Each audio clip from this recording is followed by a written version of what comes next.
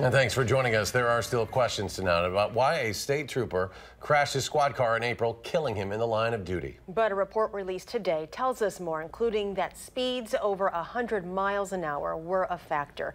News 3's Jessica Arp has been looking into what happened. Jess? Well, Trooper Anthony Borostowski was just 34 when he died in this crash, a tragic loss for his family and friends in the Wisconsin State Patrol. Since then, investigators say while they believe speed was a factor, there are some things they'll never know. Sauk County investigators have spent the past 2 months piecing together just what happened the morning of April 11th off Interstate 9094. The sole video from a traffic camera where the trooper was parked shows a car possibly speeding. So this would be the vehicle that we were considering. Then you see Trooper Anthony Borostowski move into action. Headlights are on, no emergency lights. Without lights or sirens, he accelerated to 122 miles an hour in a matter of seconds. Tire marks showed him skidding sideways, going airborne, and crashing backward into a tree, killing him. Investigators say while speed and wet weather were a factor, Why did Trooper Borostowski lose control? I can't tell you.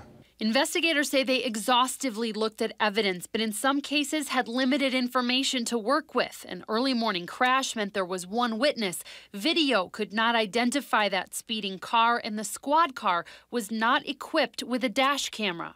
Any video footage, any other information that I could have had would have been wonderful. It answers questions. We have unknowns and there's no one to ask. The DOT tells us 5% of state patrol cars currently don't have cameras. 500 new cameras were requested in the state budget. A request saying, quote, there have been multiple critical incidents in which cameras failed to record footage that could have been useful.